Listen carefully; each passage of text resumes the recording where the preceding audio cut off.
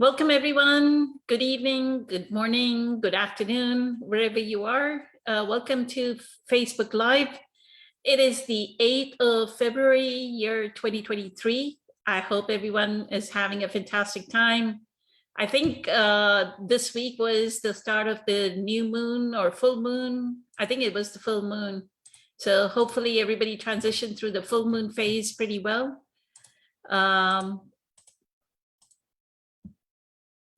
Let me get started. Let me introduce our panel today. We have April here, who is a psychic and has quite a few modalities of healing under her and has been on our Facebook Live panel for quite a bit. Then we have Michelle here, who's part of our core group of meditators, as well as Patricia and Ken. Today, we also have been joined, we have a new guest. We have Rob here. Rob, did you want to give a little bit of introduction of how did you join our group? And I think you actually authored a book. So I wanted you to speak about the book, and then Michelle has a question for the Facebook Live panel. You're on mute, so you may have to unmute yourself first, Rob.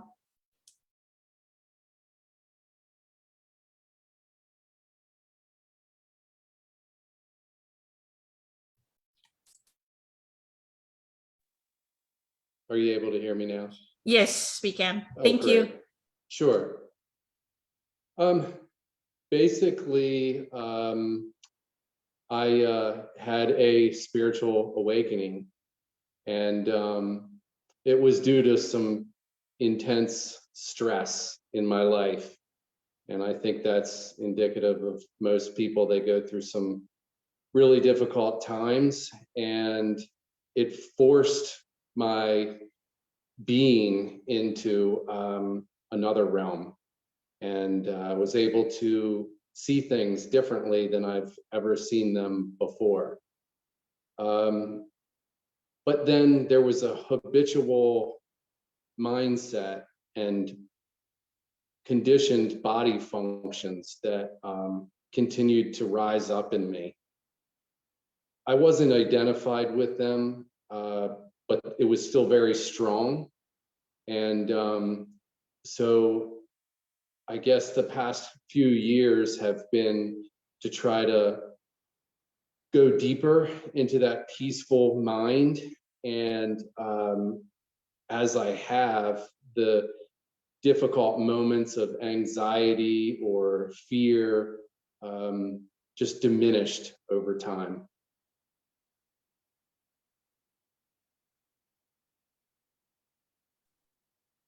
And so I know you sometimes post links to your book.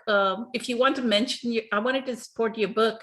So if you want to mention your book, and so everybody knows, and that way we can get started after you're done with that introduction. Thank you so much. So grateful for having you here. Yeah, actually, it's my pleasure. I'm thrilled to be here. I wrote a book based on this story of spiritual awakening, and it's called Stop Thinking: How to Break Free from Depression and Anxiety 2 minutes at a time.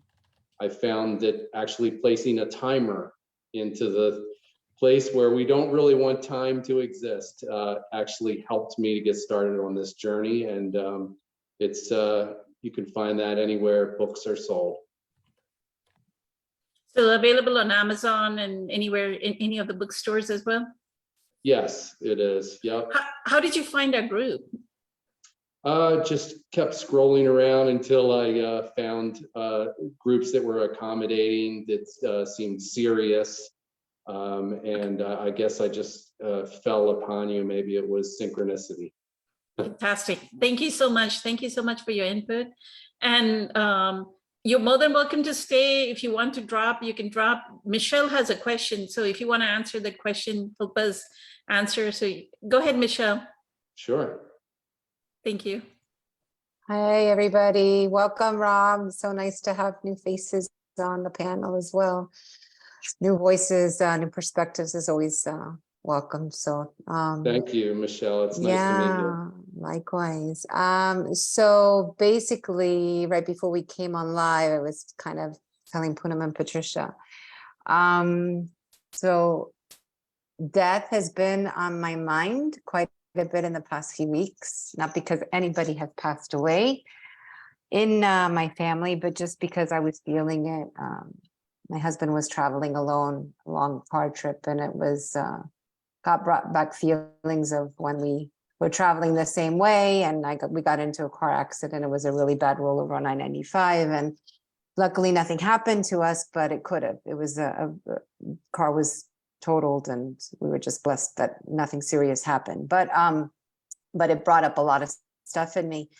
And I've had in my youth friends and acquaintances that have passed through either accidents or suicide or natural causes.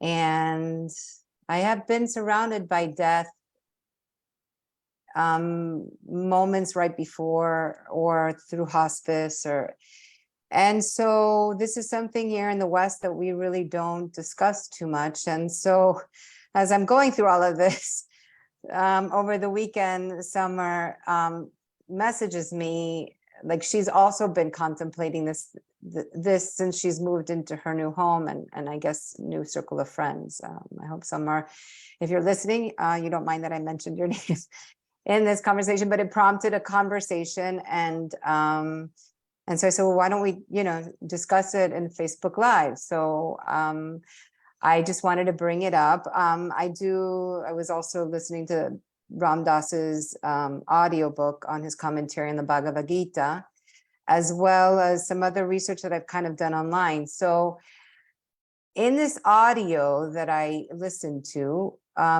it's discussing reincarnation. And Ram Dass said that interpreting the sacred Hindu texts, if at the time of death, one only focuses in on God and remains unattached to the form, you will no longer reincarnate.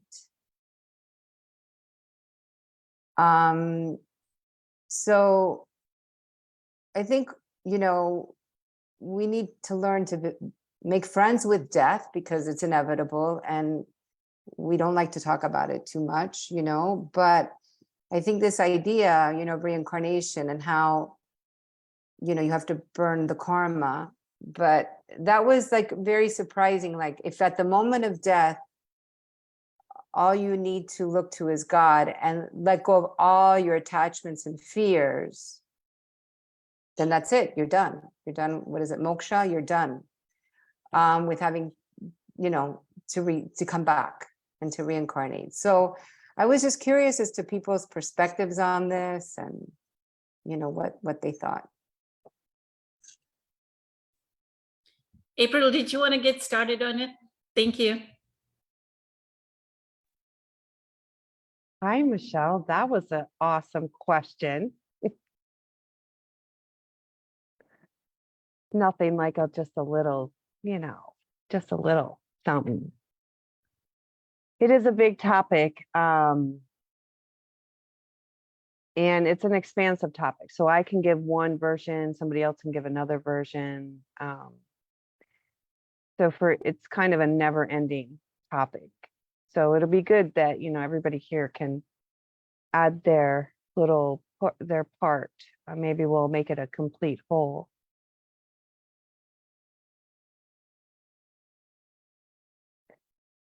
I think contemplating death is normal because it's inevitable for being alive. So at one point, we all contemplate, what is death? What's going to happen? Where am I going to go afterwards? All those things. It sounds like you actually have a little bit of a trigger, even though you may not realize that the husband leaving is a trigger, and of course, when something or someone close to us passes, even if it's a pet, any type of life change can produce these questions of why am I here? Where am I going? What am I doing? So I think it's normal that you kind of had those thoughts, those feelings. The husband leaving, it's a little bit of, I think you're okay. However, it's a little bit of an anxiety producing, you know. This to me is like when somebody passes or your animal passes, it's always a lesson in death. It's always a lesson in letting go, in non-attachment, in allowance, in grace. It's always a lesson in all of those areas. As you guys know, my stepdad just passed recently. That was a huge thing. But ironically, a death of my friend got me almost a little bit more than my stepdad, only because this person was literally never seen her without a smile on her face. Never. She was extremely happy. She was enjoying life to the fullest.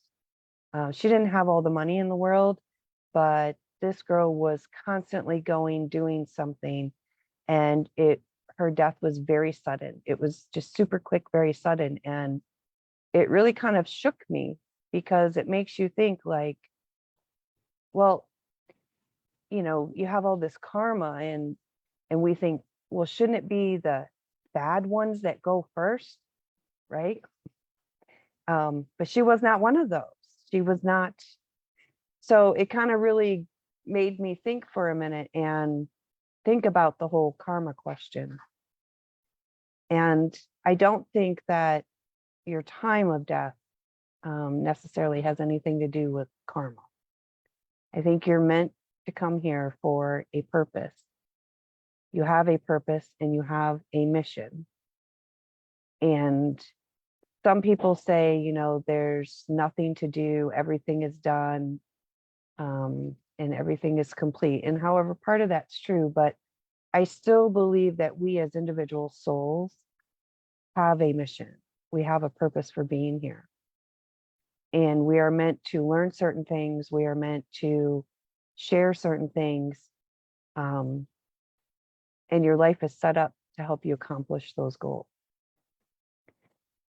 And of course, it doesn't matter if you don't accomplish those goals because you will just reincarnate. So to only focus on source at the time of death, that does not, no, that's not true. I wish that was true. I don't agree. Now, I could be wrong. I'm not source. I could be wrong. But no, your soul is evolving. It comes here to evolve. It comes here to expand. It comes here to grow. And you can't just at the moment of death only focus on source and everything be wiped away, because that doesn't help you to truly expand. The only way to truly expand is to experience. You have to experience to expand. You can't just have gratitude at the last moments of your death and that wipe everything away. I do think that it would help to move you into what we call higher realms, perhaps.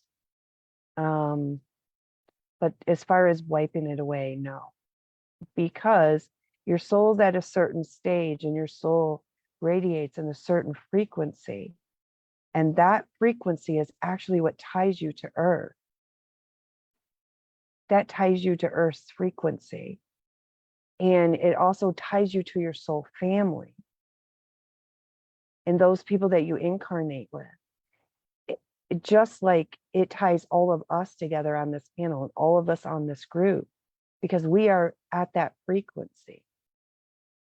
So you could just focus. So what I think he's trying to say is if you just focused on source and you were in that frequency, but that still doesn't fully work because your soul's still at a certain level and it has to have those experiences because I can't find any other words in like to graduate. Right.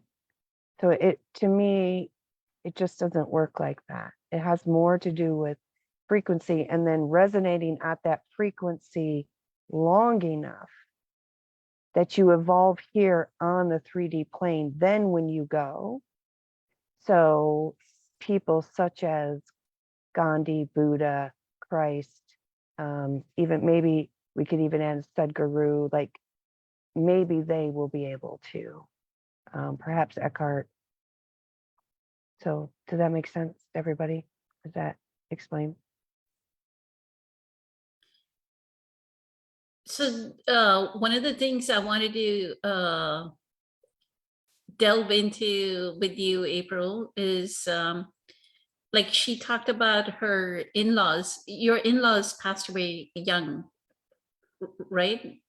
Yeah, I knew my father-in-law, I met him once. He was early 60s, and my mother-in-law, I never met her. She died in her 50s, and she was in Cuba.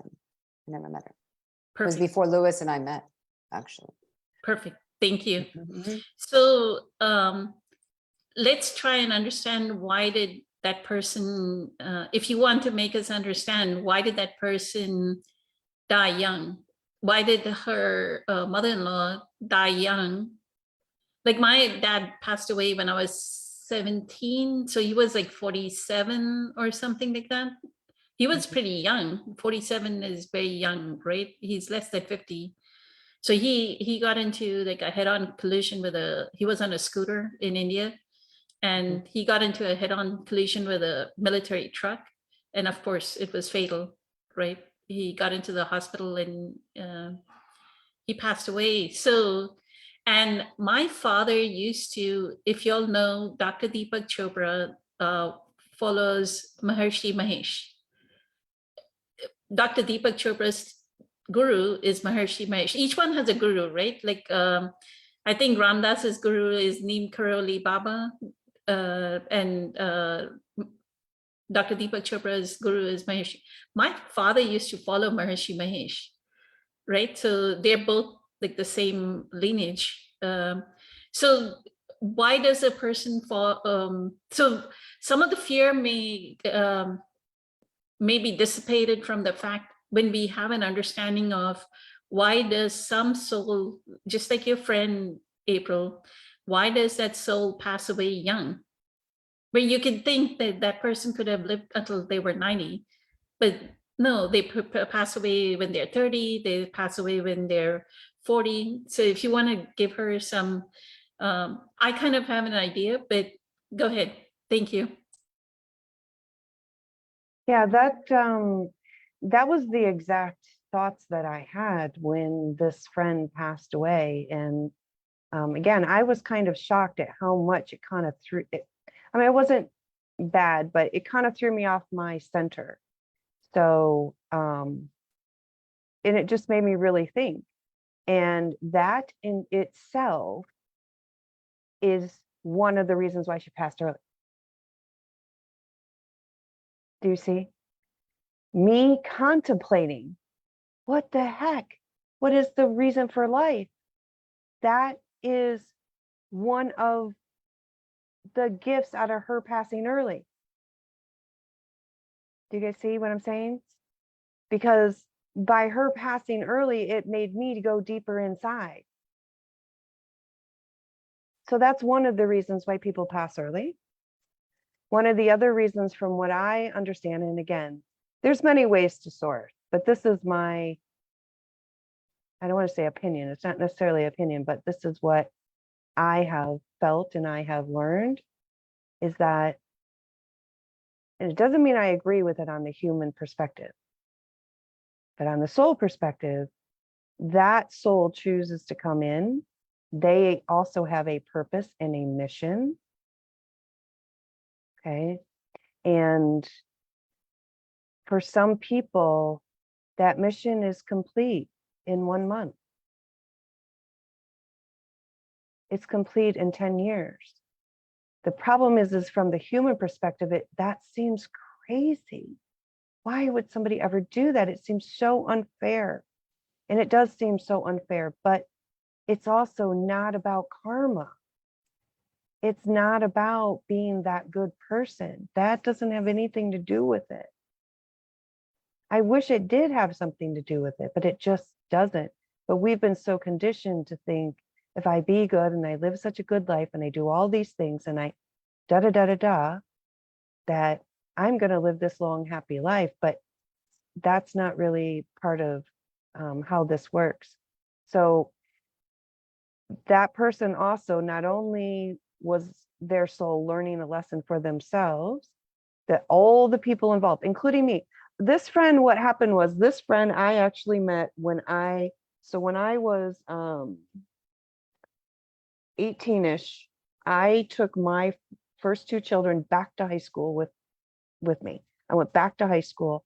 I got a GED. That wasn't good enough for me. I didn't feel like that was good. So I took my youngest two kids and I went back to high school, and I also got a high school diploma. This girl was in the Young Mothers program with me. We became friends then. This was 30 years ago, 30 some years ago. So, and we were still friends, but we weren't really talking. We didn't really see each other, but we had this connection, right? So even though we weren't like really that close in our lives, her passing like that was such a profound lesson for me. That's a gift. So these people that pass, not only are they teaching you a lesson, but don't forget, when we pass, we don't stop. So they are still learning while they're on the other side. They're still seeing what we're experiencing, what we're going through. They're learning as well. So again, the universe is about expansion. It's about learning, growth, and expansion. It only wants to learn, wants to grow, and it wants to expand. However, that may come about. And that may come about from happiness, and that may come about from death. So there's multiple reasons, but it's all to learn lessons and to serve purposes, and whatever their purpose was at that time, their lessons, their plan, it was done. Beautiful. And then you also touched upon that there is a you touched upon that there was a trigger about the husband leaving, right?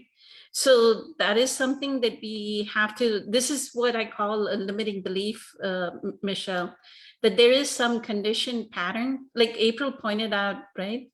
That when you thought of the husband leaving and the accident, that it was a trigger, right? So your fear of people getting in a car and getting into an accident is not so much as a fear of people getting into a car and being in an accident.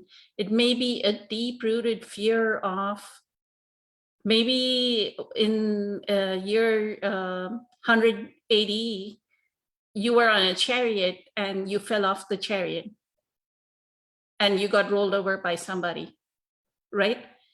Because we think that our fears are of this lifetime, right? If you look at what was his Brian Weiss.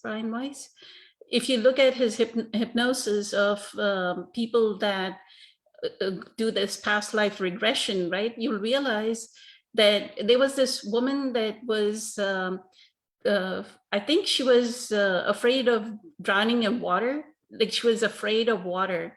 And she was like, she went into a past life regression and she found out she was this emperor somewhere in Japan and she had drowned at that time, right? So we have to look at the anxiety and see what is this anxiety from somewhere of this lifetime? Like when we were. But we did have an accident, like back in like 2008, earlier, I think 2004, 5. But Yeah, still, coming back from the mountains, and it was a rollover. So that's part of the recent history. Yeah, but still an accident is an accident, right? Like it's a life situation. You would roll with it. It shouldn't make who is saying I don't know which spiritual teacher I was listening to. I mean, it must have been Dr. Joe. Dr. Joe was saying to somebody, your pain does not have to last so many years. If you have not healed from your pain, right from the memory of that pain, then there is something else going on. Right? It does not have to last so many years. 2007, you said? So it's been what, 15 years or so, right? So it's something more deeper, and that's what you have. What do you say, April? To me, so again, with the brain is like a file cabinet, is how I view the brain. And anything that triggers that, it could be a color, it could be a shape, could be this. The brain kind of runs through that file cabinet. It pulls out the memory, the picture, and the emotion, right? And then we start to re-experience, because our cells in our mind never forget, that those same issues. But to me, when you first said it, what I kind of felt was, well, it's fear, but it felt kind of like a little bit of abandonment issues. And then also a little bit of fear of how you like being alone. Like if I were to have to do all this alone, is what it kind of felt like. So, and ironically, I have a fear of boats, and I've always swore that I was on Titanic. And then I had an experience, and I don't actually know that. I haven't had a visual of that in my lifetime. I've had other lifetimes pop up, but I took my children and my husband to a Titanic expo here. They gave you little cards of who you were, right? And my husband and my two children, and it kind of really felt like it fit me, who this card was that I got. I still have the card somewhere. I survived, but the rest of my husband and my two kids didn't. And this like fake, isn't that funny?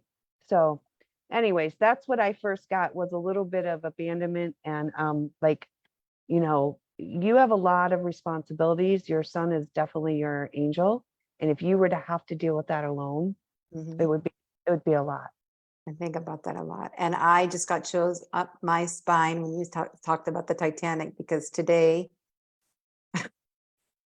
I took Joseph to Starbucks, and you know, we are in Pigeon Forge, and there's a Titanic exhibition here, and there was one of the employees that was dressed up as one of the Titanic characters, and Joseph went up to him and talked to him. Thought he was a pilot. He had like the so random. I've always had that It feeling, was and just so random. I've never liked boats. I've never, and I've always had this like no reason to have a fear of boats, of drowning, of I can swim very well. I took swim lesson, all that stuff, but yeah, it's unexplainable. And that would be a past life thing. So yours, I think, is more, it might be more current, but I think it's like the abandonment type thing and dealing with everything. Thank you, April. Do you mind if I chime in for a second? Sure, go ahead, Rob. Thank you. The fear of physical death is huge. That's a huge thing. And for me, I place all fears, anxiety, fear, any type of negative emotion, I mentally notate that as something that's disrupting my peace. And I've removed the why, and the answer comes to me later. I've dealt with physical issues, obviously not death. Death is really big. I've had, you know, people die that were close to me, but insomnia, anxiety, chronic severe anxiety. I've dealt with these negative issues. And when I remove the specifics and look at it from a place of peace, somehow that helps me to understand on a deeper level. And then later on, when I'm relaxed and the mind is at peace, I'll get an answer as to why that fear rose up in me, whether it was childhood or from a past life. It comes to me later from a place of peace.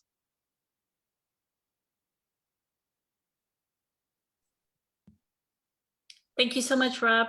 Thank you, April. Thank you for the input. And then the last part, Michelle, and you may have to repeat the whole question for Caesar since he was not here. Amazingly, synchronicity is you're talking about the Bhagavad Gita, and one of my friends just posted today about she actually works under a guru in India, and he is like somebody who last year, I think he had like the world, met the Guinness Book of World Record of the largest crowd of people reciting the Bhagavad Gita, like chanting it, right? And these were like kids. He got 5, 6-year-old kids till 50-year-old men, women mixed, right? These were like 800 people or 900 people here in Dallas. They did it here in Dallas. They chanted the Bhagavad Gita. So amazingly, she posted about his, he has a great passion for people wanting to have people read the Bhagavad Gita. And what she posted was, it almost seemed like it's like a thing like Course in Miracles. He says, chapter 1 is the ability to collect one's past lives. Chapter 2 is about blesses one with knowledge of the self. Chapter 3 removes the state of ghostliness which one experiences after death. So it almost is like, just imagine if you were to read the Bhagavad Gita from the beginning till the end, you're doing like a Course in Miracles, right? So when Ramdas is talking about one portion, one last end of the Bhagavad Gita, which is dealing with death, well, we haven't done all the other chapters, right? So when this person is saying you need to be just one with God, just imagine that state of level of presence where they are one with God. Look at what kind of sadhana or spiritual practice they would have done with all the rest of the chapters of the Bhagavad Gita. And coincidentally, and this was what I was telling Summer as well, even I was watching Dr. Deepak Chopra talk to Ed Milet. I'm going to stop and start my video. And what Dr. Deepak Chopra was talking about was exactly this. It's just coincidental that I even heard Dr. Deepak Chopra, Ed Milet said, so what about death? Asked him the question, how are you with death? And he said, death needs to be like a champagne bottle, open a champagne bottle, have champagne, and then go into this, they call it Mahasamadhi, where they just have their goodbyes with their friends. They go lie down and they passed away. Sadhguru's wife is supposed to have done that. Like what Sadhguru says is if we have any metal contact, and I'm weird, like I don't have any metal in my body. If we have metal contact, we are grounded, right, to this 3D world. His wife took out every piece of jewelry one day, said, okay, I'm giving up. And she passed away, like in front of a crowd. She passed away. She took off every piece of jewelry and she said, I'm going to come back. And she just left her body. Those are the people that have that complete freedom from what is this body, right? What Eckhart says is that's the freedom that we need, is this egoic, you know, the ego says, I want this body, I want this 3D world. What about this? What about this, right? It's sticking to all these attachments, but it's about release of the attachments. Because we don't know, did we finish all our karma for this lifetime? We may take another lifetime's birth, right? But what Ramdas is saying is get to the point where you completely like done the whole chapters of the Bhagavad Gita, and you're at that point that you have zero karma. But are we at that point? I don't think so. I've done so much karma, like, yeah, I may be a little bit awakened now, but the past 50 years, how unconscious was I, right? 40 something years, not the whole 50 years, but I was pretty unconscious. So I'm going to deal with that karmic accumulation, right? I've done, it's a cause and effect, that's one thing that rules this planet is cause and effect, the law of attraction. What Ken always says, law of mirroring, right? The law of attraction, the law of mirroring is always in effect. That is the universal law of this planet. With that, I'll go to Ken. And I hope you understood why I said when April said the Bhagavad Gita may not be true. We have to take what Ramdas is saying from the Bhagavad Gita in proper context, not just read one portion of it and say, oh, this is what the Bhagavad Gita says. No, the Bhagavad Gita is actually a Course in Miracles kind of prescriptive exercise, right? Do this, do this, do this, do this, and then you are at that point where you're one with Source, right? And Yes, it's then- all the practices so that you let go of all the attachments. I mean, this is, I had read the whole, I mean, I had listened to the whole book and this was the end. And it just so happened that he brought it up as I was going through my own questioning and fear or whatever, anxiety around that trip. So it got me thinking more and more about how you befriend death and how you befriend death, and just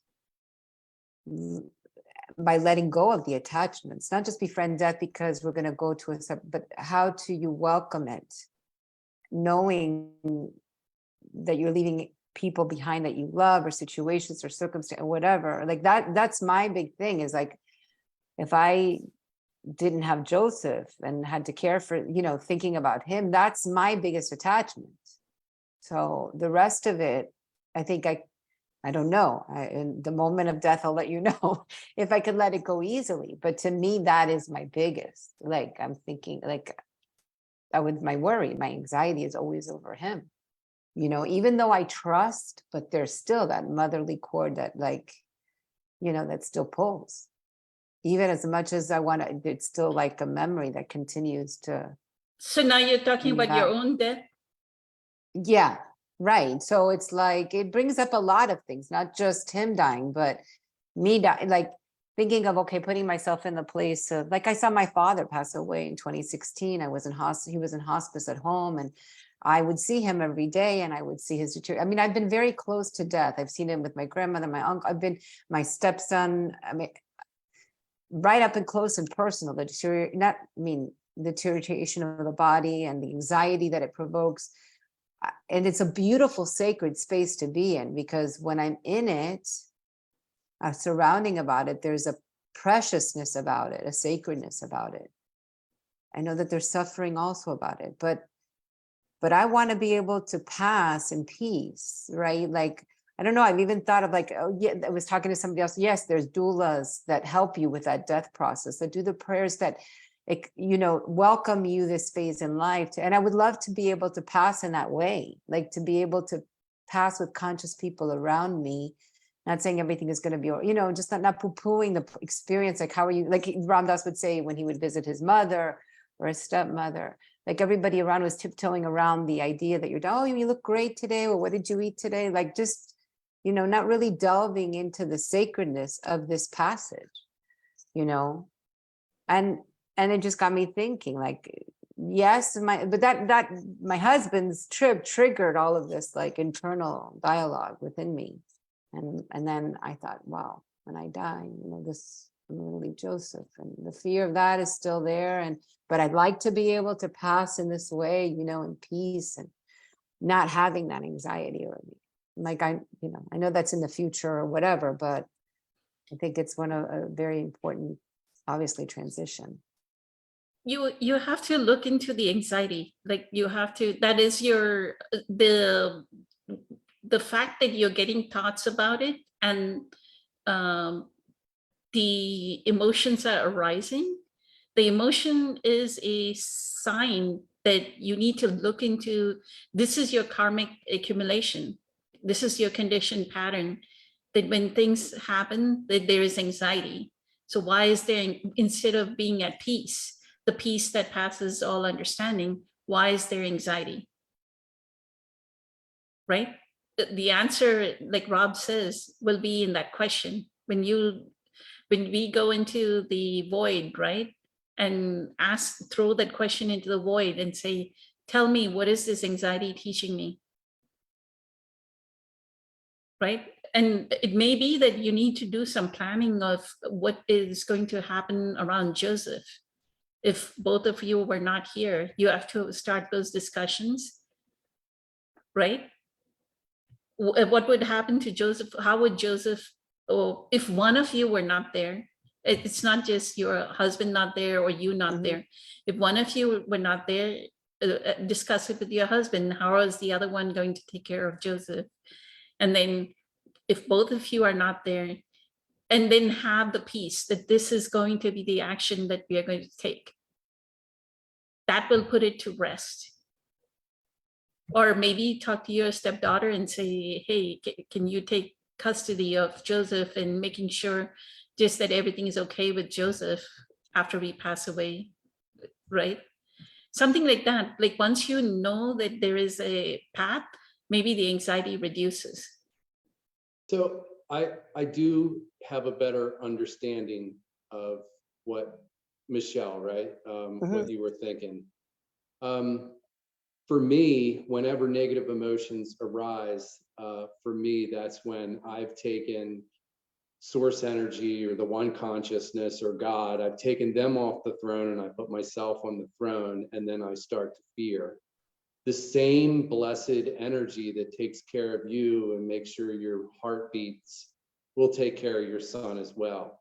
And you won't need to bear the responsibility or the burden of any of those things. And then you have to also realize, Michelle, that after both of you pass away, whatever Joseph goes through, that's exactly what the soul needed. And for all you know, his soul may exit as well, because his lesson is over. His lesson may be to be a son with challenges, right? Offering you that lesson, offering you and your husband that lesson. Does that make sense? Yes, absolutely. Yeah. Like his soul contract was to help us with our evolution. Yeah. Exactly. I truly believe that. Quite a difficult topic. It's a very sensitive topic, so I'm sorry about No, it's okay. being very direct about the answers, but that's how we have to look at the naked facts, because the stories will make us, the pain and suffering is in the stories. We have to look at the facts of the situation and just act on the facts of the situation. The more we act on the facts of the situation, we are just doing what presence would do in this moment, right? That's more present-centered. Saying stories, oh, we shouldn't be thinking about it, or how can she say that I'll pass away, or like this question itself is pretty sensitive, right? So let me go to Ken. Ken, you want to talk about this? Thank you. Yes, thank you. Yes, it really is. It's a really incredible. And what's really coming up for me, I mean, it's amazing. I've dealt with many different people in my life dying. And then the other one is just ego death. So while I'm alive, I really feel like my job on this planet is to just get to higher levels of consciousness and to surrender the self into the source. And there is a process around that. And more, hearing other people on the panel, listening to their stories, listen to their experiences, it's helping me to realize that many of us have come back to learn different lessons. And in many cases, it could be the same lesson, but the way we're going about learning it is a little different. The process is a little different. And I know for myself, a big way, well, I had an incredible experience in the late 80s, and where I actually wanted to die. And many of you have heard this. And so that's where I learned what surrender was, because I didn't die. It was like almost like I was reborn, in a sense, that I was such severe pain that I didn't know what to do, that the self chose to die in that moment because it didn't know what else to do. And then realizing that it wasn't my time to physically die. It was my time to have a spiritual awakening. So, and then that led me to have many other experiences with different things that I've gone through. And I really believe that this is how I'm learning. I've done so many different things to that I had experienced. And then probably one of the biggest ones I really feel was when my son passed. And then the other thing, I thought, learning that lesson, and then the whole time I was married, I was accused of it was my fault that Ken was the way he was with the person that I married. And the way that all happened and went around, she's become such an incredible friend. It's almost like she is showing me now so many different ways to love, that was why I was drawn to her from the beginning.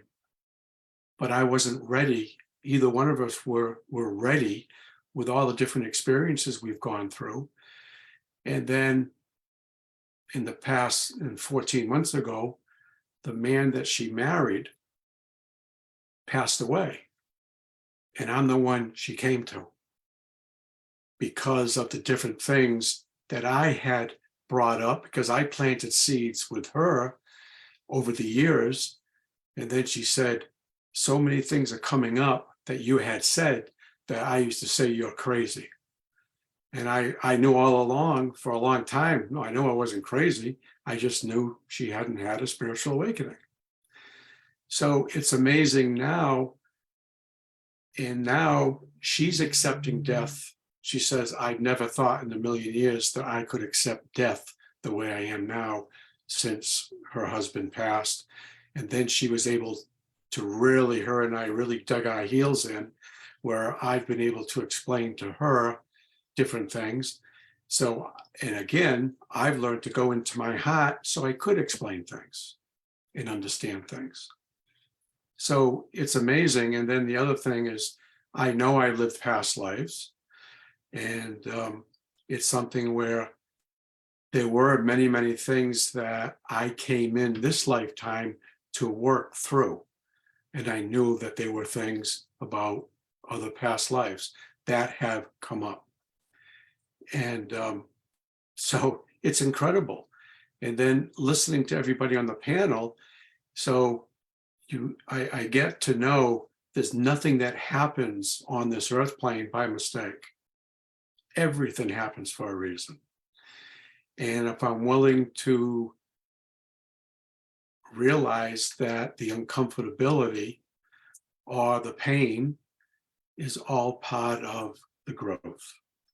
And so everything that happens, it's happening to shape me. It's happening to wake me up.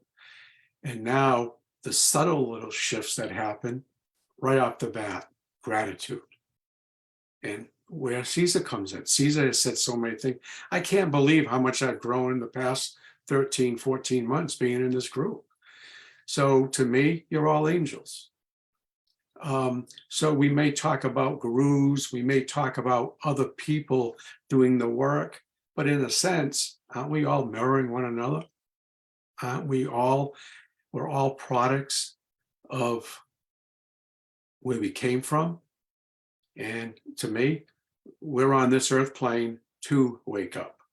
We're on this earth plane to be exactly where we are in this moment, and even through our past to wake up.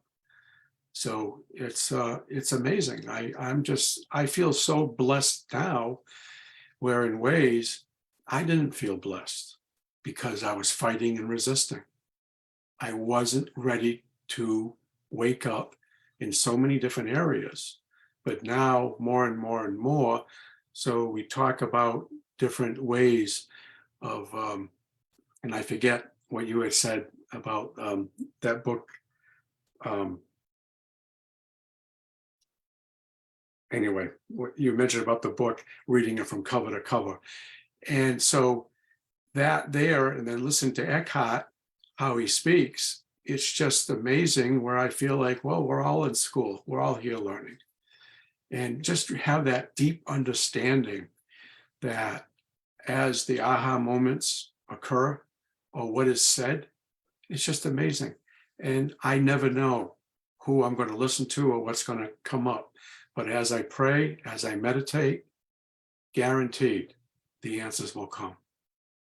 At this point of my sobriety, at this point in my spiritual process, it's just amazing how things just start to appear, the synchronicities. So just very, very, very thankful for everyone and the process. Thank you. Thank you so much, Ken. Grateful for your input.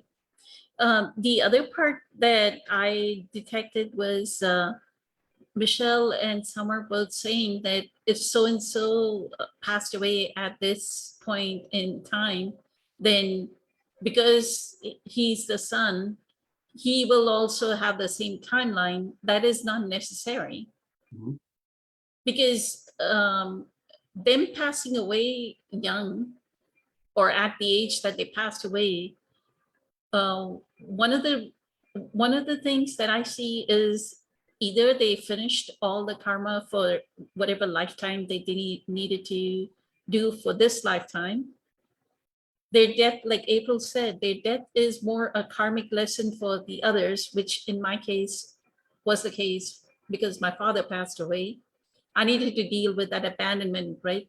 He not only passed away, he actually left us when I was 8 years old. So I hadn't seen him since I was 8. Then he passed away when I was 17. So it's like I never saw him after 8 years of age,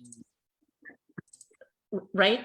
So there is a lot of entanglement in the whole karmic cycle of why a person passes away when they pass away. The other reason that I feel strongly that people pass away is there is no chance of expansion. That in that body, in the way that that person was thinking and believing, they were stuck. So as long as your husband and you are expanding, which you are, right? You're trying different things, you're trying different meditations, you will live along just the meditation itself, right? Dr. Joe says, if you do Dr. Joe's meditation, if you do 2 hours of meditation, it increases your telomeres at the end, the shoestring at the end of your DNA. And if it increases, then that means your lifetime increases. So just by doing the meditation, that in itself is sufficient, right? So with that, I'll go to Caesar. Caesar, do you want a synopsis of what Michelle is asking? Yeah, in relations to death. Go ahead, So- Michelle, if you want to just quickly say, Yeah, Thank you. so, yeah, I was just listening to Ram Dass's book commentary on the Bhagavad Gita and was getting to the end of the book and was approaching the subject of death and reincarnation and he kind of he said that if at the time of death all you think of is God and oneness with God and not attachment to whatever you're leaving behind or fear of the death, You're free. then you're free, you're done, you're not reincarnating anymore, you're done. If you're able to maintain that spaciousness, that, you know, that fearlessness, that total acceptance of just welcoming God into your heart, mind, and soul. Yeah. You're done. My beliefs exactly. It took losing every attachment in my life, basically, to lose the fear of death. And I didn't quite realize I lost the fear of death until I actually thought about it. I've witnessed probably at least 20, maybe 30 people dying over the years. And amazingly so, many of these people had a very strong attachment to this life, to their children, to their possessions. And to watch them go literally, and I'm talking like the last hour or two, 5 hours of their life. I can sit here and tell you that every single one of them went peacefully. There just became a point where something shifted, and totally talks about this as having that opportunity. A lot of people, while they're on their deathbed, you know, another portal opens up and makes itself available to you.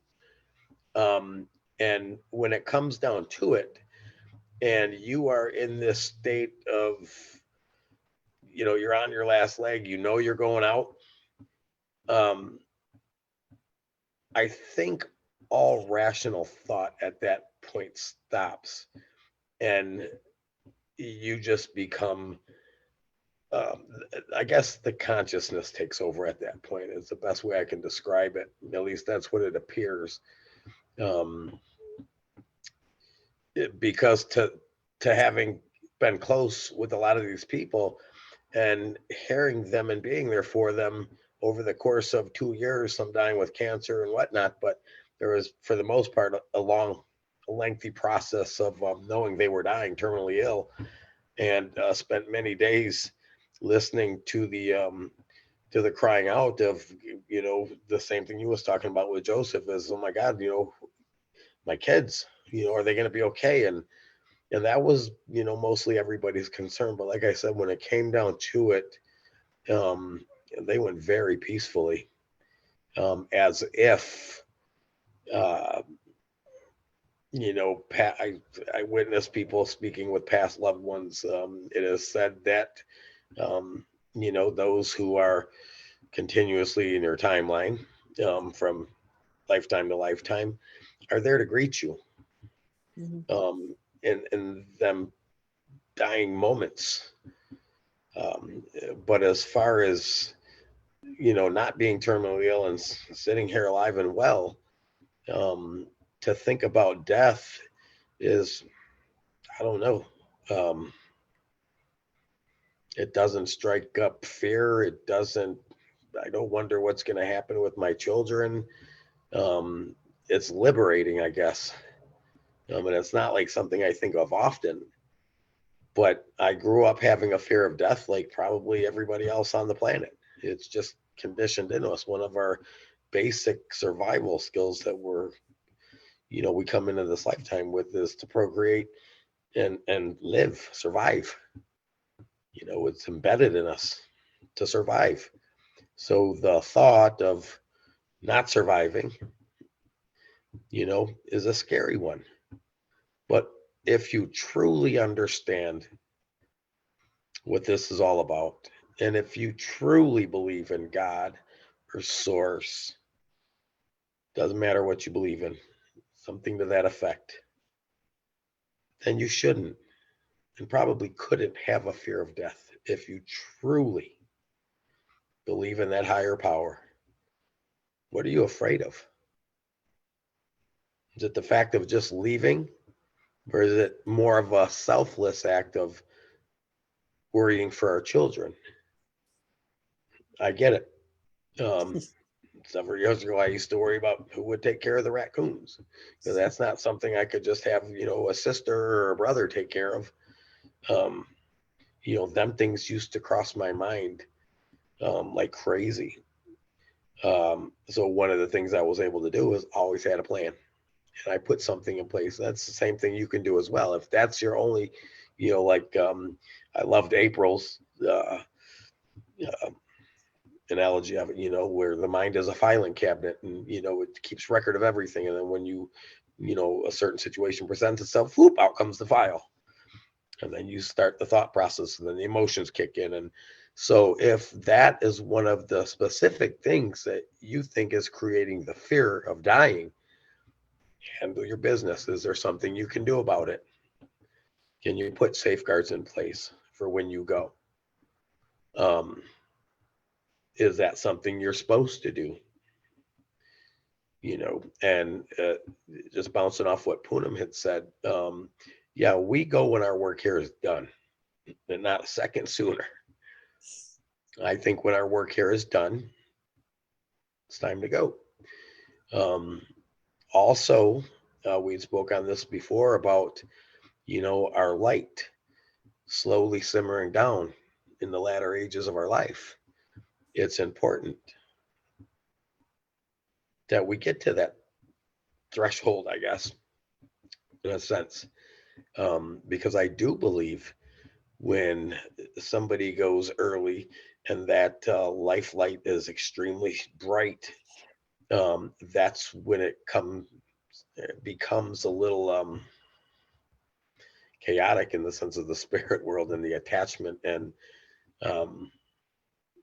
it's a little more difficult. What happens when we die? Absolutely nothing. Nothing. We just lose the body. That's it. I'm pretty sure we'll re-enter another one. Yeah. So, the way I look at it today, I guess, is that this was a fun lifetime. Can't wait for the next one. That's exciting to me. So it's not that I welcome death, but I surely ain't afraid of it.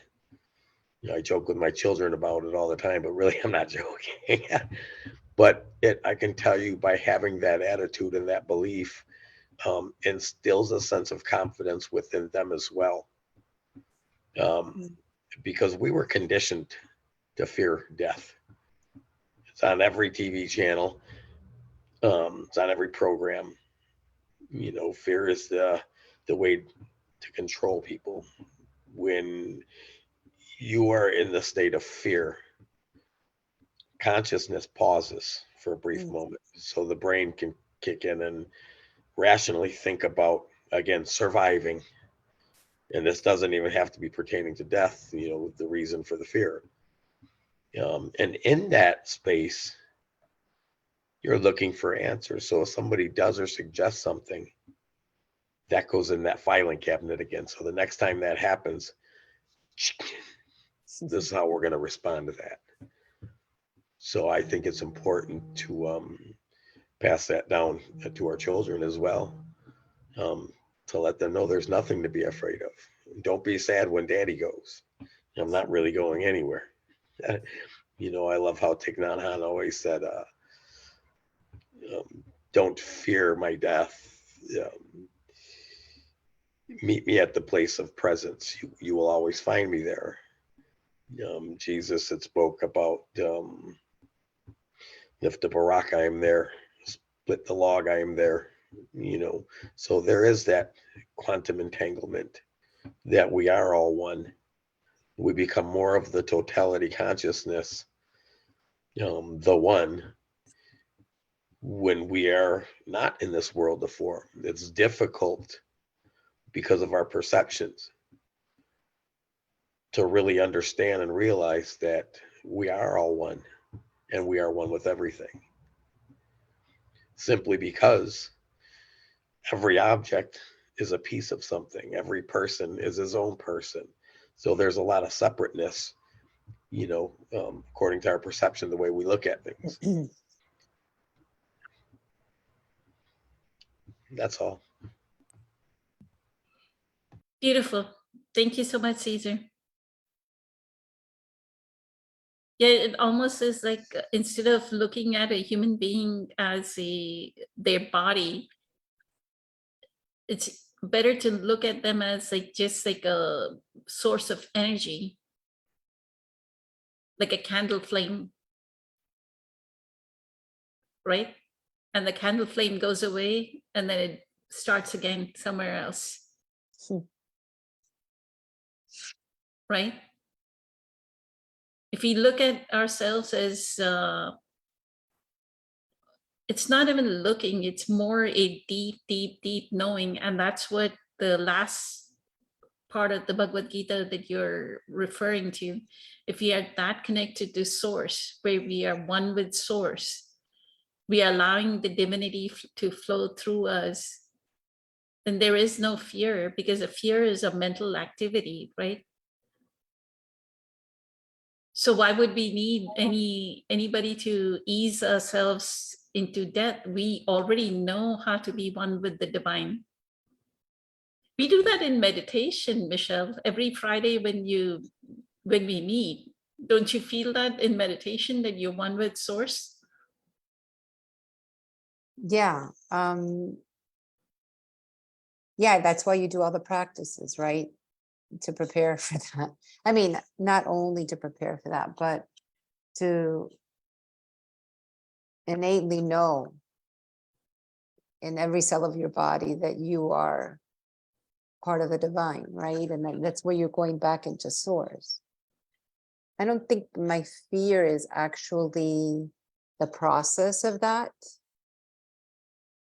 Hopefully I continue on this path and root more deeply into the teachings and the practices to prepare you for that moment. It's that other piece, right? It's just my beingness, the part of my being. I mean, I can't deny my humanity either. And so I think that that's the pull, my human part, right? That is, pulling, what am I leaving behind?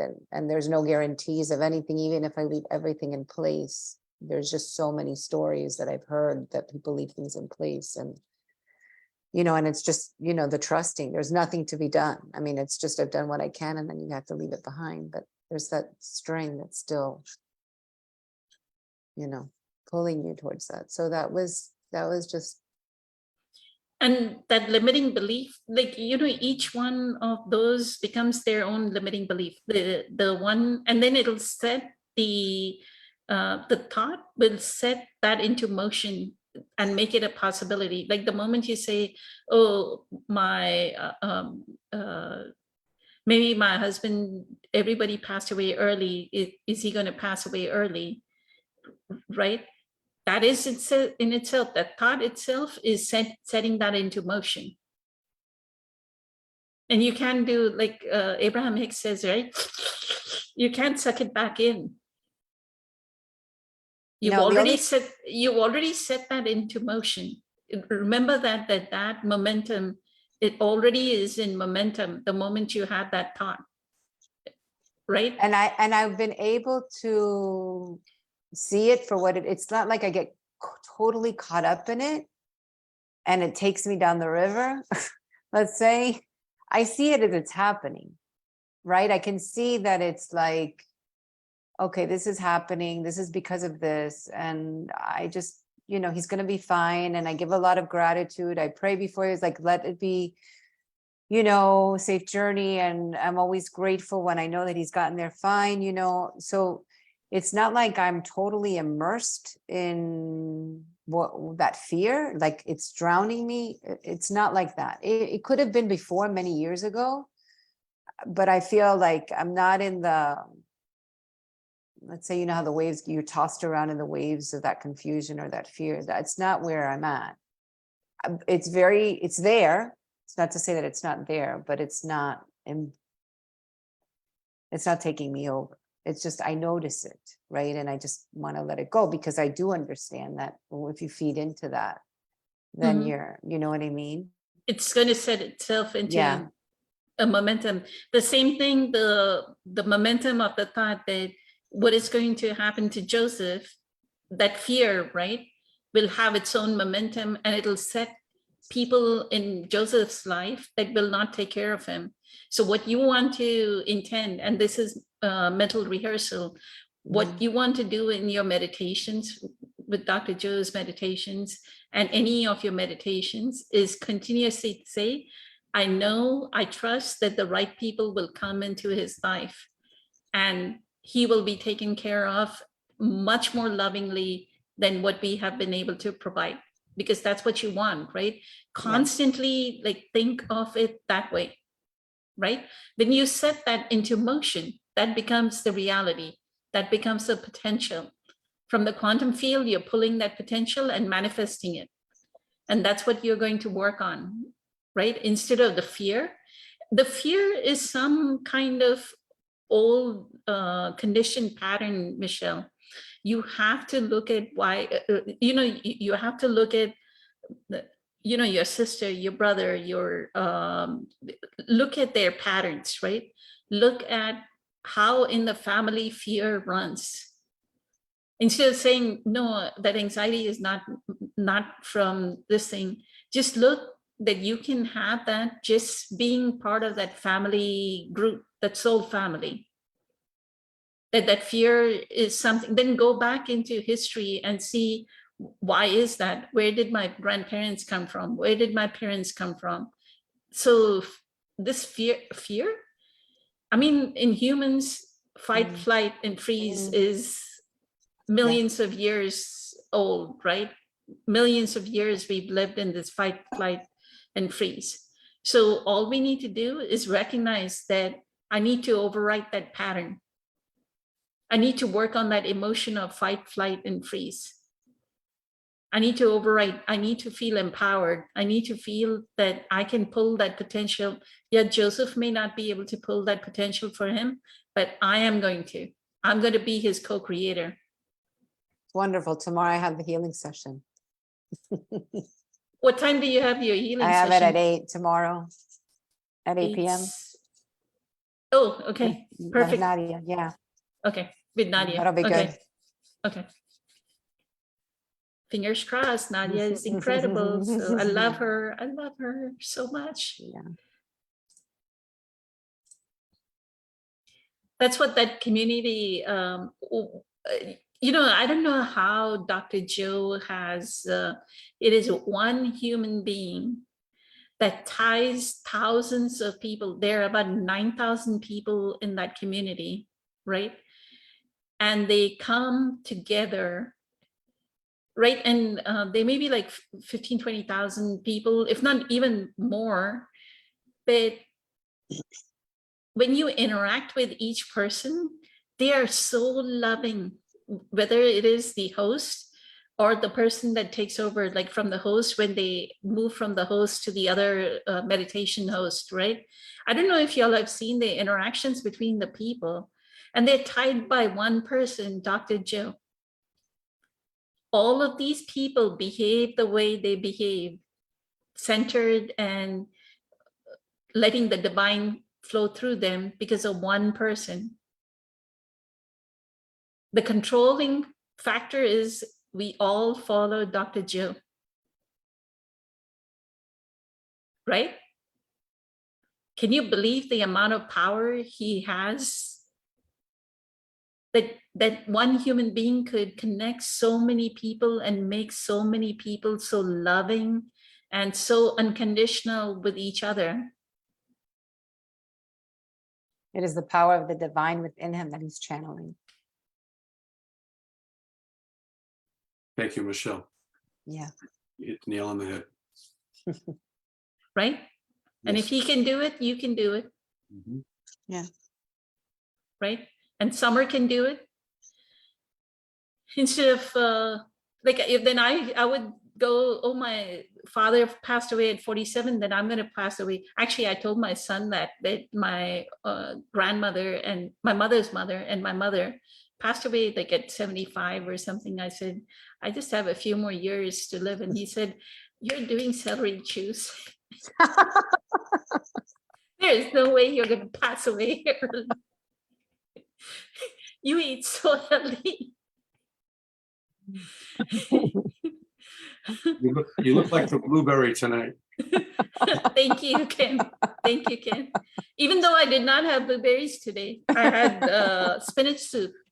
I always do spinach soup on Wednesday and Friday. So with that, talking about medical media, Patricia, you want to talk about this topic? Thank you.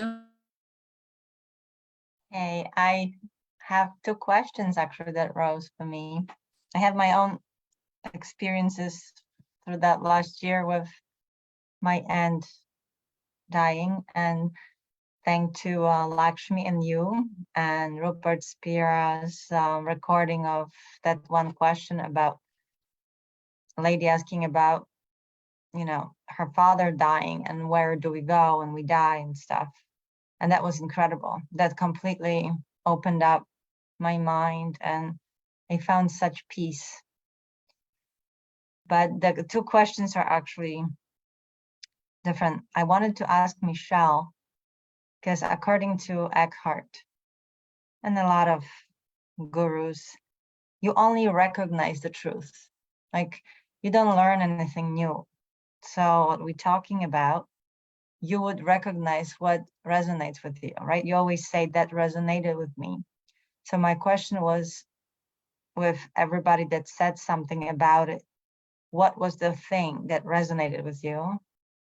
And what will take away that anxiety, that fear? So if it shows up because of your body being triggered, what will be that one thing that will rise up with it to kind of like bubble around it, so it's not going to have the same effect as it had before? And I have a question to April.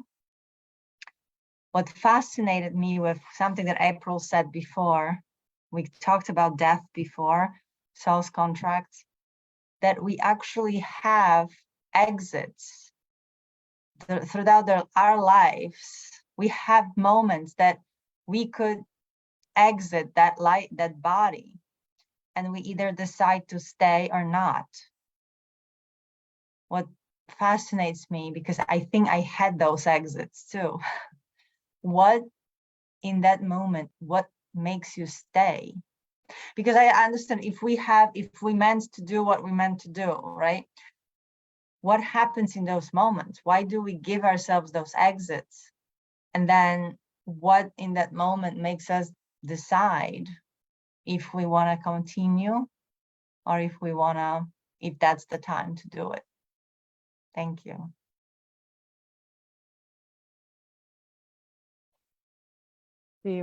Michelle, do you want me to answer, or do you want Michelle to answer her part? I guess Michelle was just talking, so maybe she needs to talk about it, what really resonated. So you go first. Thank you, April. Those are good questions. From my understanding, we have what is called exit points that are set up prior to incarnating. And those exit points are those times when you should have died.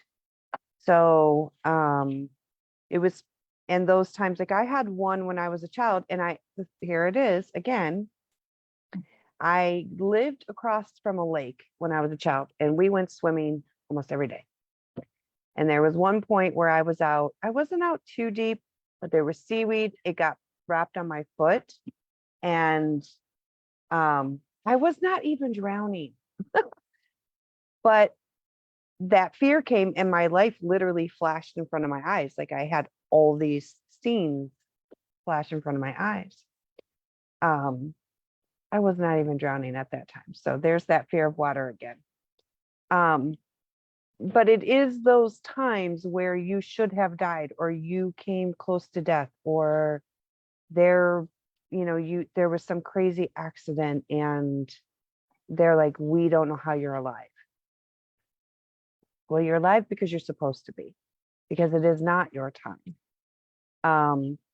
Now, what makes a person stay versus go is, like what Poonam had said, is if the person is not capable of expanding anymore.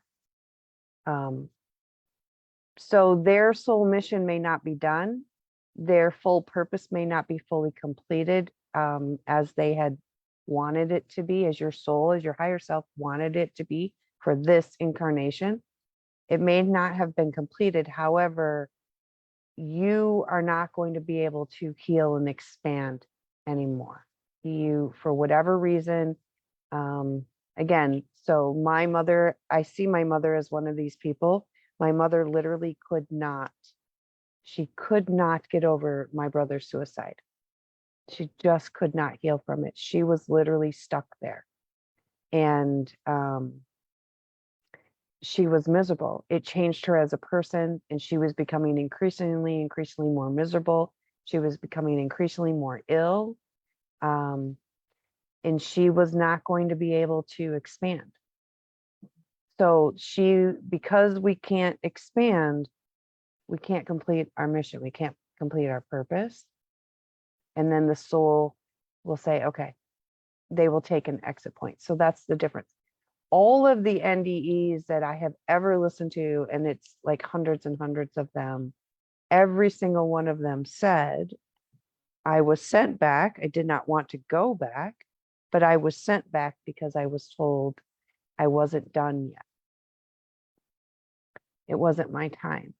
I still had things to do. I still had a purpose. I still had things to basically accomplish. So that's what I have found is the difference, is the reason that they go is because they can't heal anymore.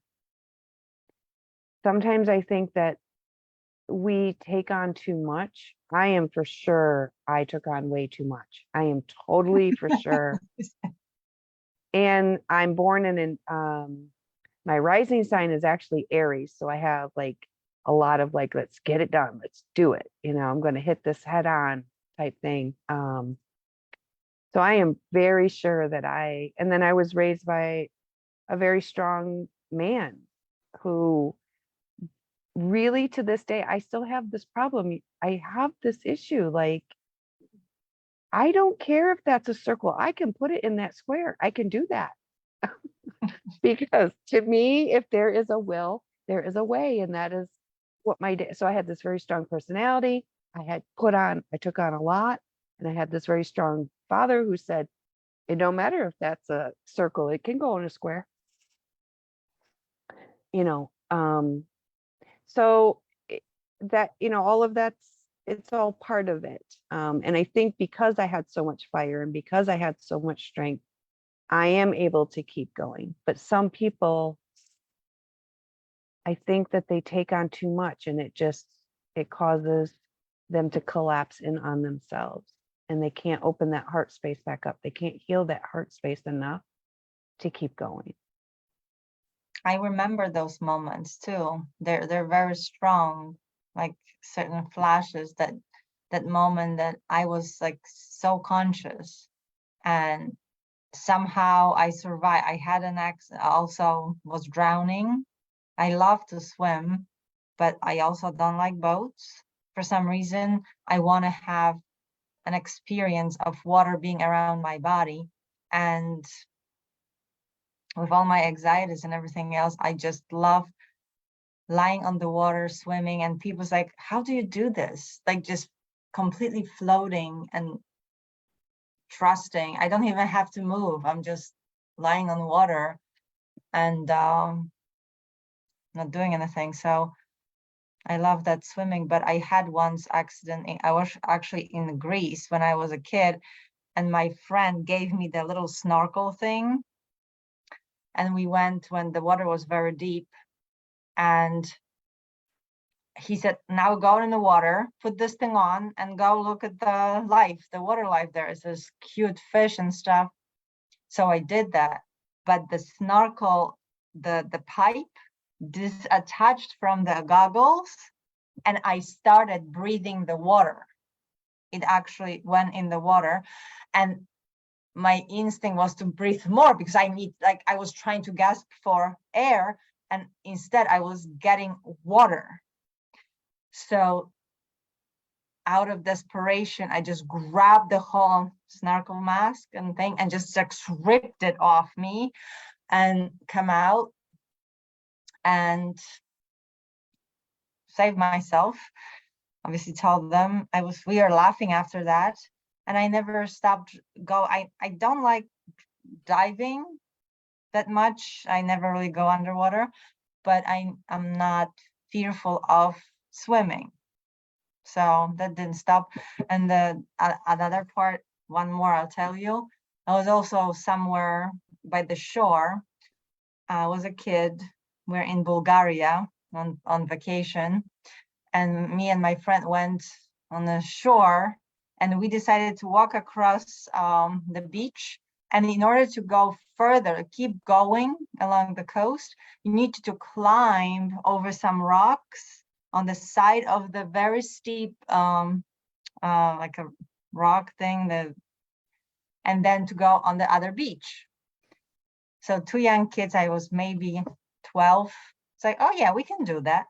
And I was sliding, and all of a sudden, the little tiny like a particle of rocks made me slide, and there was like a big gap with like a very sharp rocks. If I fell in this, I would have cracked my skull. So what I did, I grabbed one single blade of grass sticking on the side of that rock, very steep wall, and I just pulled myself a little bit and just jumped onto the other one. It was like, I still am there. Those little tiny things. So that's why my question is like, wow. Up to this point, when you were telling us about this exit point, I thought it was just like, and I was so lucky. I was just lucky. There was nothing to it. It was just luck.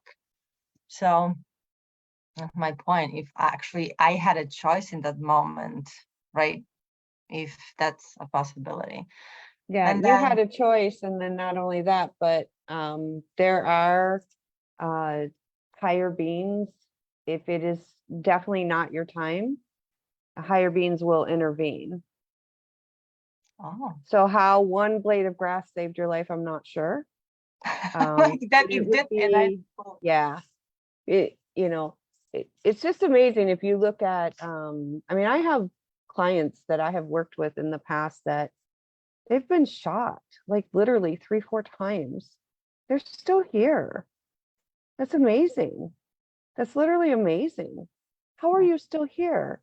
And then somebody else is eating a Cheeto and died. Passing away.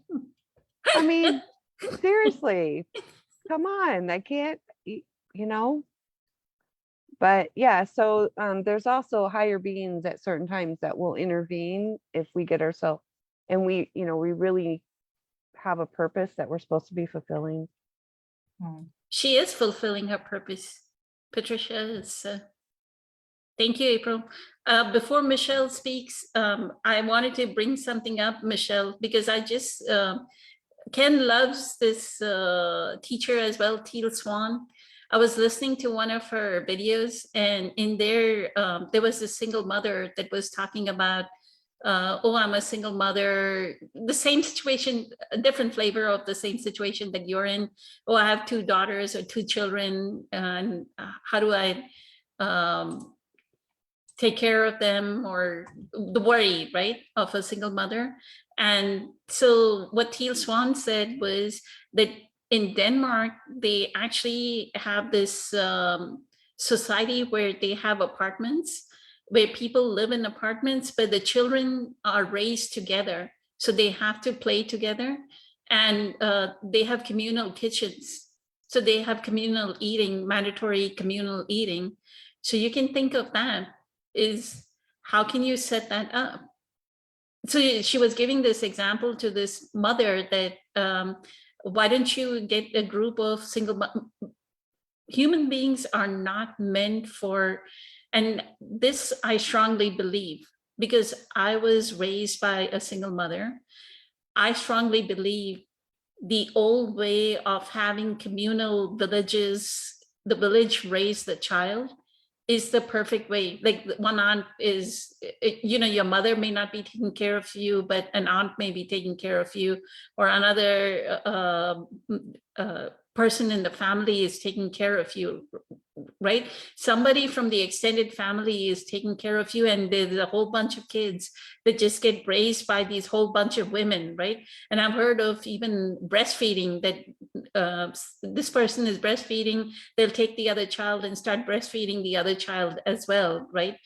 Because they are lactating at that moment. So you can envision that. You can say, oh, can I build a home? So she was telling this woman, why don't you buy a big house, get a bunch of single mothers who have little children, and you have 1 day a week of watching the children, or 2 days a week of watching the children, but all of you raise these children together.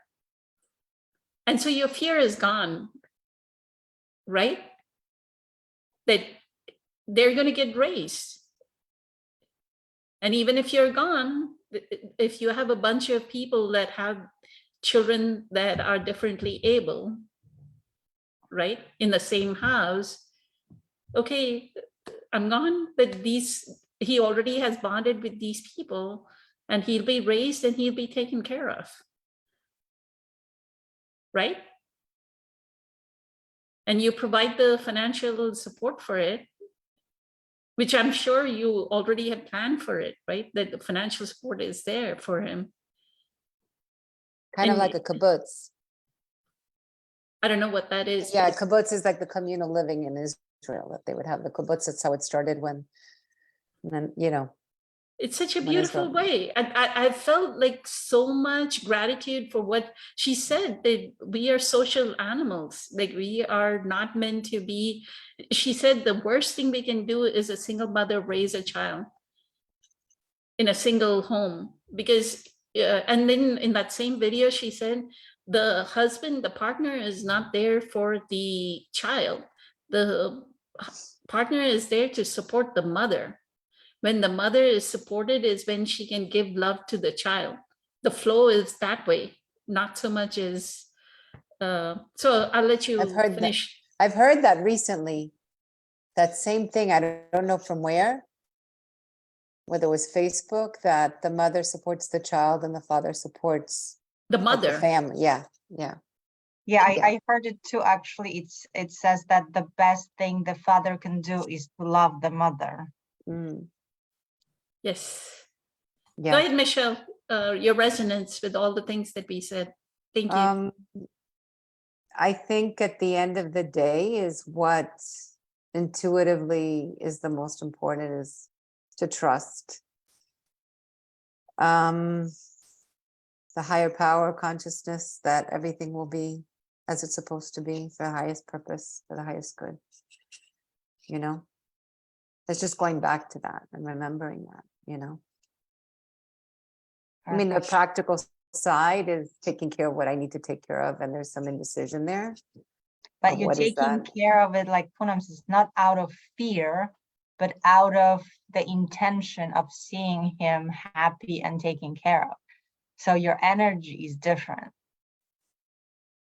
And I need clarity there on what that is, because I'm not sure if it's something to be with the family or if it's something to be in a group home setting. Or I've looked in Vermont, I think there's something like that. There is people that have like inclusive housing. They have like a farm. It's through, I forget the name of the, very spiritually oriented. It's some organization. The name doesn't come to me right now, but that they've set certain places, I think one in New York, one in Vermont, where they have these farms, and they kind of have, they live in a house with typically developing and parental style also like adults but it's for people with different abilities. And so they bring their gifts and they all work together to support each other. And, just because they're differently abled, they're not any less valued in that environment, So it's also more empowering versus, a group home setting, which those exist here too, where it's more of a caretaking.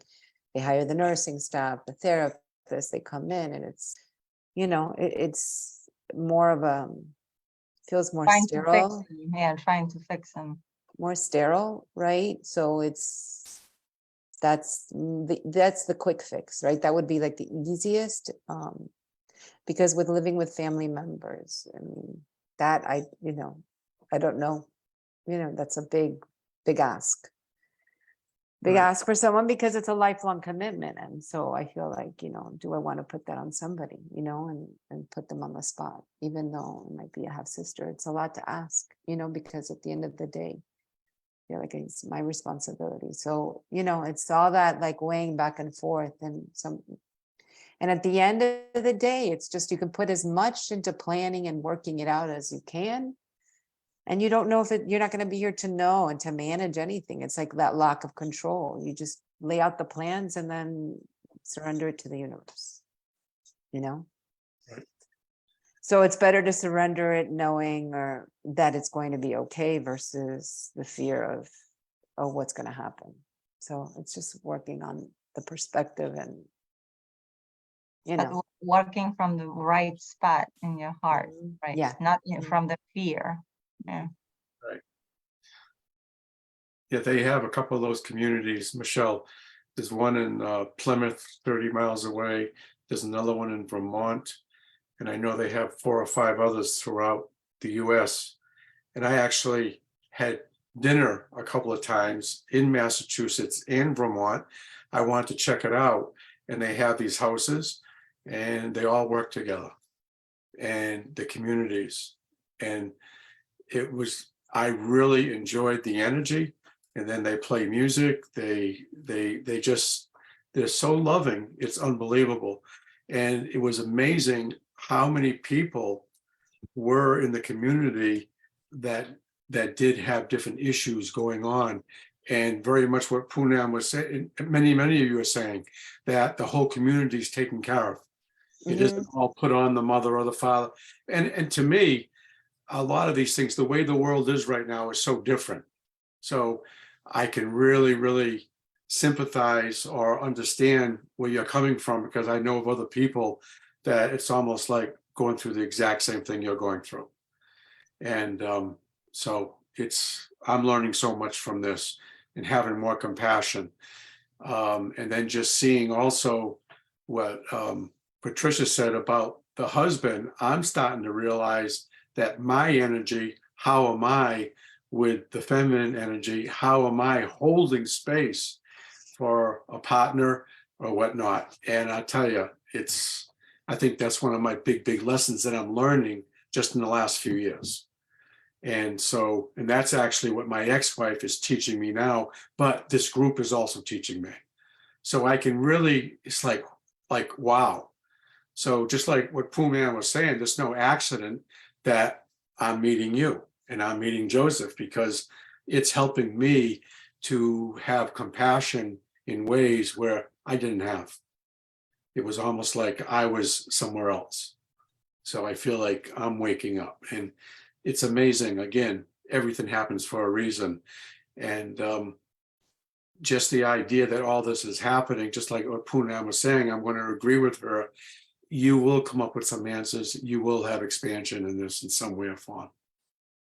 But that to me is what's happening. Beautiful. So thank you. Thank you, Ken.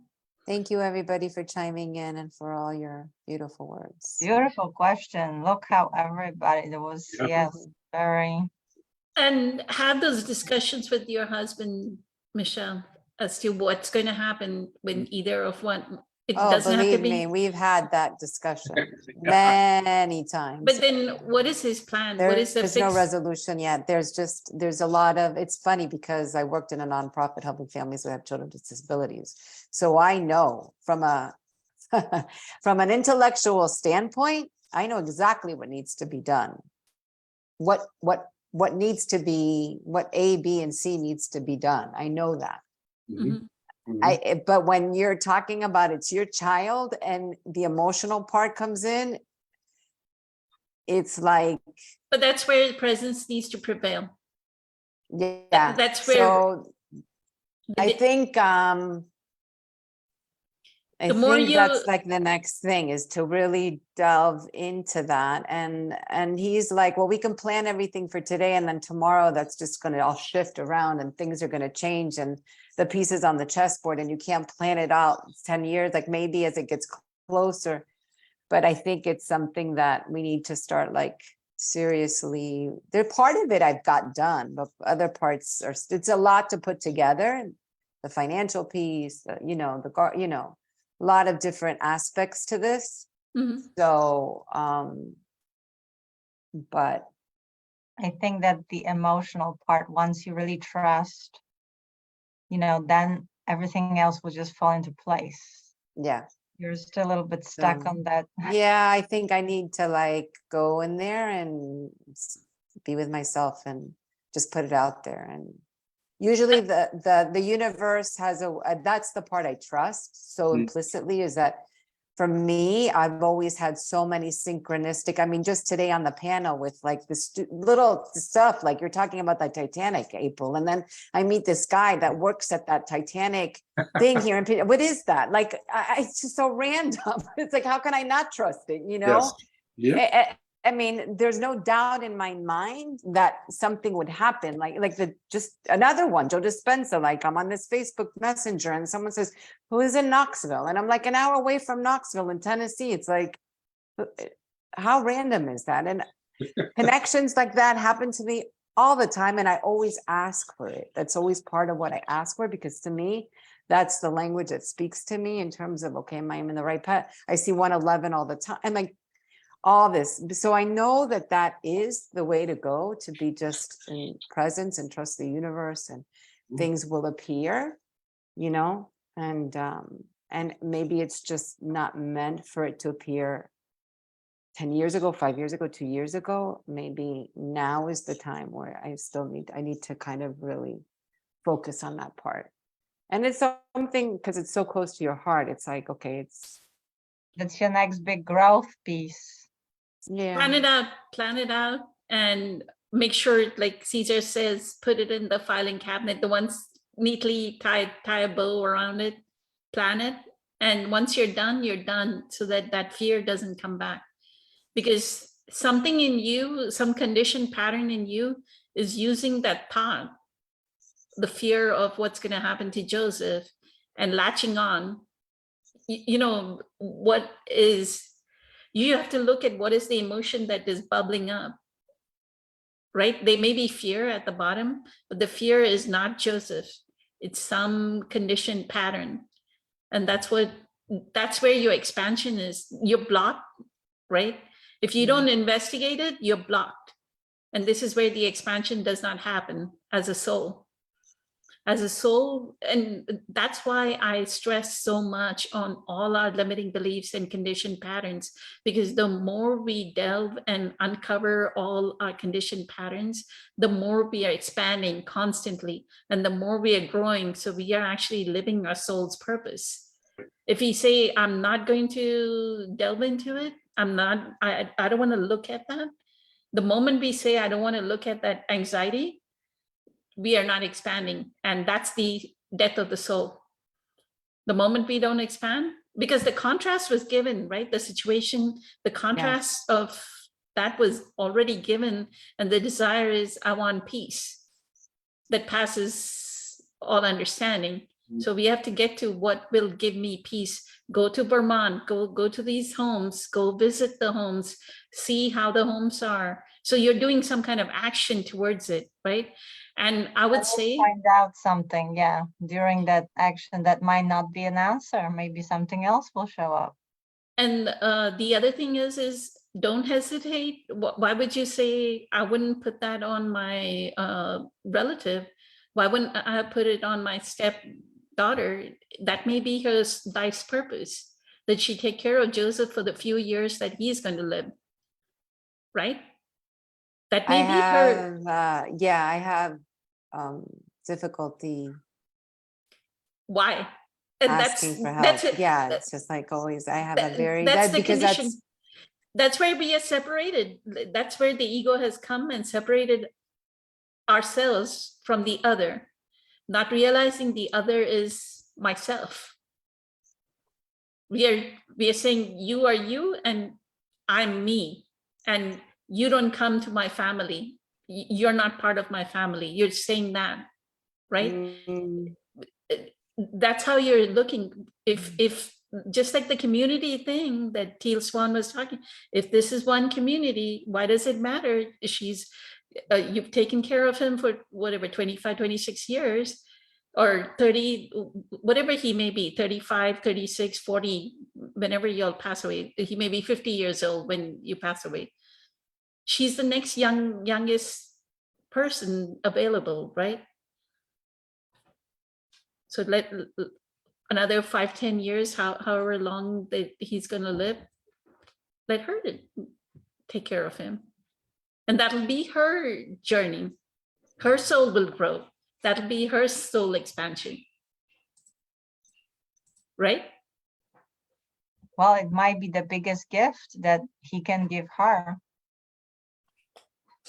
who knows? Exactly. But entertain that idea instead of saying, no, I No, don't. I mean, yes, that has always been an option. But again, You still I think need to, about I him need, as a responsibility versus a gift. and I don't know how she's gonna see it. Right? And so we have to have like, I mean, A that has to discussion be, with her. that Yeah. has to be something that has to come from her as well. I would never want to, I never want to impose an obligation on someone that doesn't willingly, like, she's never come to me and said, listen, if anything happens to you and know that we're here, that I will take, not that, and I was like, I would prefer for that to come from that person than me asking. But you have to tell her that you having that thoughts without like choosing her, but like in the conversation, open up your soul and said, I really don't know. I was thinking of, what's gonna happen. It's like, see what she says. If she's completely like, well, try at house, so then you'll know that she just doesn't. But planting a seed. Have you ever thought of starting a group with like-minded people like yourself? That may be my, next on my Dharma list. You're not alone. There's a lot of people that are in the same place. Yeah, And that might be the answer right there. To have other people, you come together and go, okay, How do we solve this? exactly. yeah. Somebody that's on the same kind of spiritual path and is looking for the same compassionate caregiving for their loved one, right? And it doesn't have to be a son. It could be a mother. Oh, They yeah. want, it could be an elderly person that they want caregiving for, but it's It has to differently be able. sustainable because it needs to be people that, once that person, I mean, yeah, it's something I need to kind of sit Mhm. with. Yeah. Yeah. But thank you, everybody. Really appreciate all your input. Thank you. Sure. All You'll right. have been incredibly amazing. What a topic, Michelle. It was beautiful. It was like Yeah. crescendo over crescendo, right? Many blessings, much Thank you, love. everybody. Eternally grateful for this. Thank you for choosing your divinity over your humanity over and over again, week after week. Good to see you, Caesar. Good to see you, Rob. Have a wonderful week. We'll see you again. Rob. Thanks. Thank you for Have a having me. great Bye. one.